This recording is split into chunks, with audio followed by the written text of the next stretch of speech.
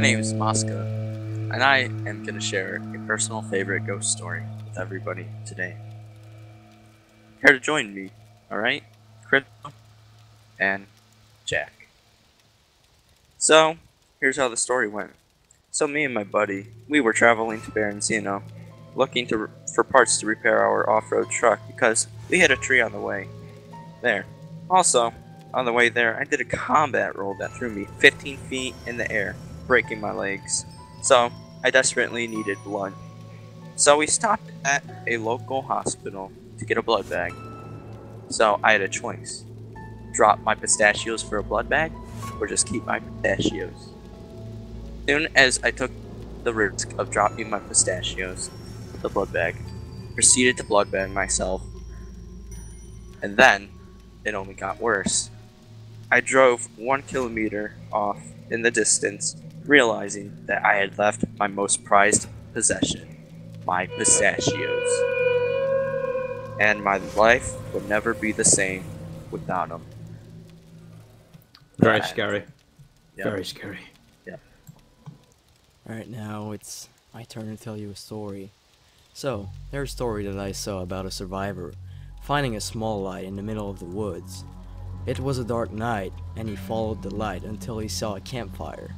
Around it, he saw 2 bandits carrying hatchets, circling the fire, chanting strange words he could not understand. He watched as they dragged an unlucky sub around the fire, blood spewing out of his neck. As he finally regained consciousness, he yelled out into direct chat, "Just kill me, damn it!" They hatcheted him again to put him back into unconsciousness. Obviously he had his legs broken and couldn't escape, but he strangely maintained his life. The survivor neared, unfortunately with no weapon, as he saw the deadly truth. They were blood packing the victim over and over and over again. At last, for one final time, the victim regained consciousness and killed himself by respawning. The sound of the flies emerging at last. The bandits then turned towards the darkest depth of the woods and said, Next. Oh, that gets me chills. Very, very good. I got the goosebumps. So yeah. Yeah, that was definitely a very interesting one. But I've got one for you now. My name's Matrix, and ladies and gentlemen, on this fine, darkened evening amongst the darkness, I have a story you may have actually heard before or heard rumours of, but I'm here to clear up things you don't know. This is the true story of what actually happened at Green Mountain. During the early days of the infection, before the degradation of society, a platoon of soldiers was stationed there to monitor and relay radio transmissions between military units, operations, and Chernobyl itself. One day the radio station went quiet, all communication between High Command and all the units in the field being cut off. The battalion holding the northwest airfield sent a small unit to investigate and bring back word in case the occupants had been overrun by the undead. 3 days passed before any trace of the men who were sent to investigate was heard from. On the night of the 3rd day, something very interesting actually happened.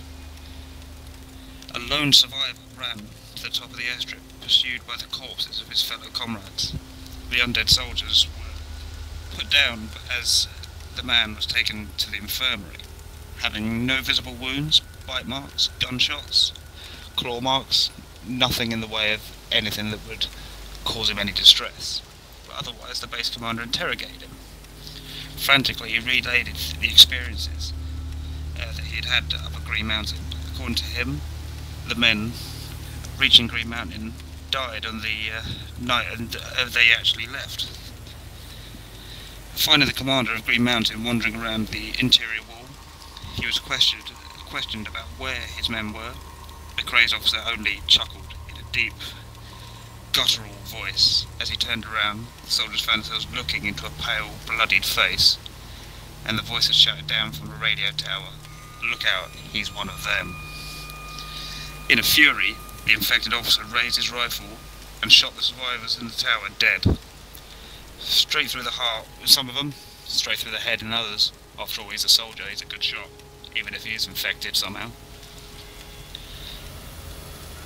The survivors, though, went straight for him, investigated the dead officer, and looked down on him, realising that the bite marks on his neck are what actually caused the infection in the first place. Now, as they turned around to leave, they noticed the previous platoon members were standing behind them, apparently just out of nowhere. The soldier that had been found running on the airstrip had been guarding the vehicles at the base of the mountain when he heard the man shouting from the tower. Unable to suppress his curiosity, he wandered up and looked around. His entire unit was bleeding from their faces, falling to the ground. They all seemed to rise now, infected and zombified, and ever so slightly more bitey than they had previously been. The man ran as fast as he could north, cut off from the vehicles by another group of zombies, until he reached the airbase. That very night, Green Mountain was reported as lost, and the soldier who had fled died, turned in the infirmary mere hours after he'd finished his story. The base personnel inspected him, but found not a single wound in him, as I previously stated. You know, no gunshots, no bites, nothing. And to this day, no one quite knows how he became infected. Although, that's generally the story of Green Mountain. You go there, things happen, you die, you come back. No one quite knows exactly why that place is so cursed. Some say the man in the radio tower is still there, trying to give out warnings. Who knows? Everyone who goes up there tends not to come back again, and if they do come back, they look slightly more dead than they did before. That was very scary.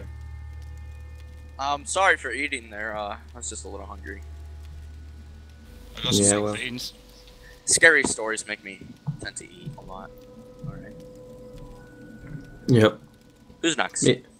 Maybe we should investigate Green Mountain sometime. Yep. Joe? Are you Nah. next? About to shit my pants here. I'm good. Okay. It's okay. Oh, what was that? What was that? Well, Anyone else hear that? Yeah.